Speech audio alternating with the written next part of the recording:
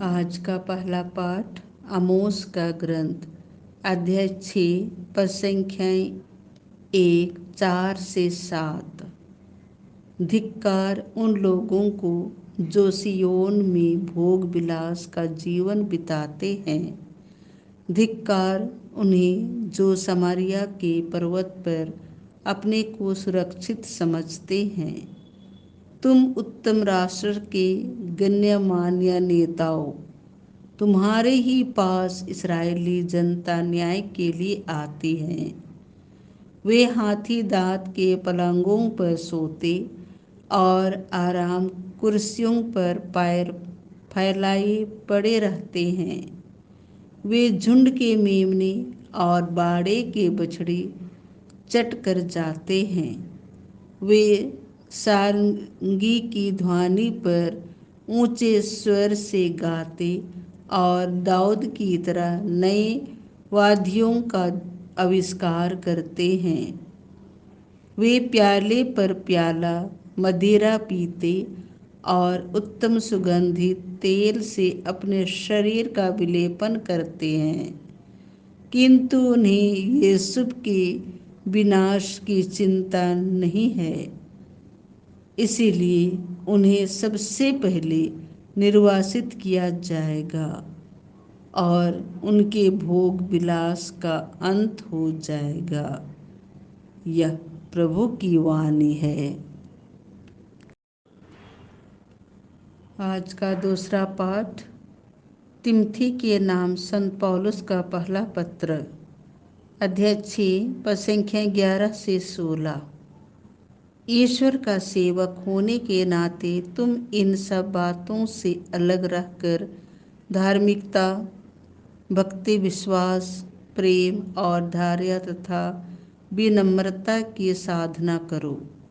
विश्वास के लिए निरंतर संघर्ष करते रहो और उस अनंत जीवन पर अधिकार प्राप्त करो जिसके लिए तुम बुलाए गए हो और जिसके विषय में तुमने बहुत से लोगों के सामने अपने विश्वास का उत्तम साक्ष्य दिया। ईश्वर जो सबको जीवन प्रदान करता है और ईसा मसीह जिन्होंने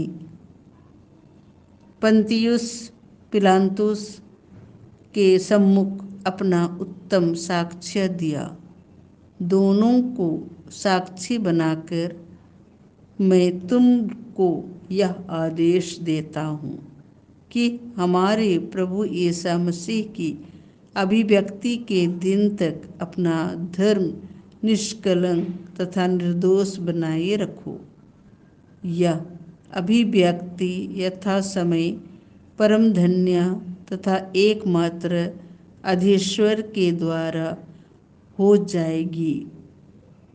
वह राजाओं का राजा और प्रभुओं का प्रभु है, जो अमरता का एकमात्र स्रोत है, जो अगम्य ज्योति में निवास करता है, जिसे ना तो कोई मनुष्य ने कभी देखा है और ना कोई देख सकता है।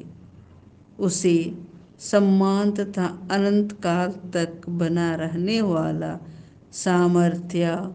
आमीन। यह प्रभु की वाणी है। संत लुकस के अनुसार पवित्र सुसमाचार अध्याय 16 पद संख्या 19 से 31। एक अमीर था जो बैंगनी वस्त्र और मलमल पहनकर प्रतिदिन दावत उड़ाया करता था। उसके फाटक पर लाजरुस नामक कंगाल पड़ा रहता था, जिसका शरीर फोड़ों से भरा हुआ था। वह अमीर की मेज की जूठन से अपनी भूख मिटाने के लिए तरसता था और कुत्ते आकर उसके फोड़े चाटा करते थे।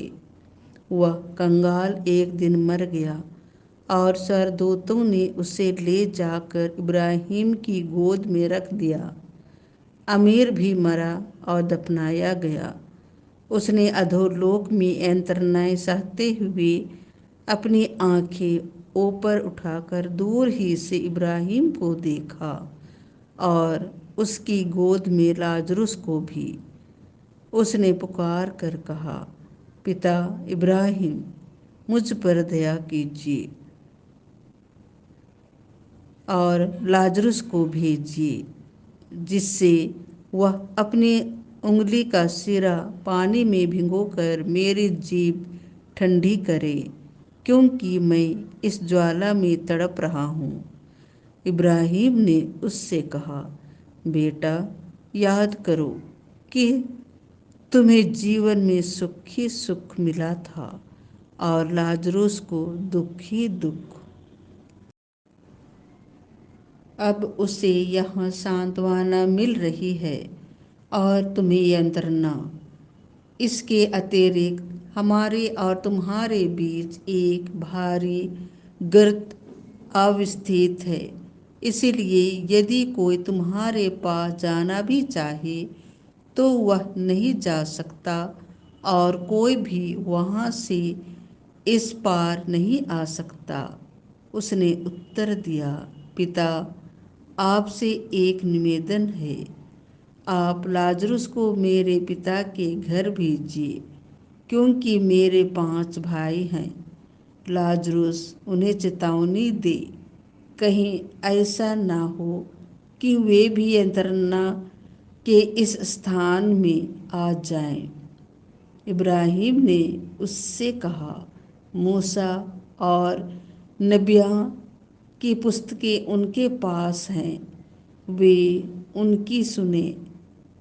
अमीर ने कहा, पिता इब्राहिम, वे कहाँ सुनते हैं, परंतु यदि मुर्दों में से कोई उनके पास जाए तो वे पछताव करेंगे। पर इब्राहिम ने उससे कहा, जब वे मूसा और नबियों की नहीं सुनते, तब यदि मुर्दों में से कोई जी उठे तो वे उसकी बात भी नहीं मानेंगे। यह प्रभु का सुसमाचार है।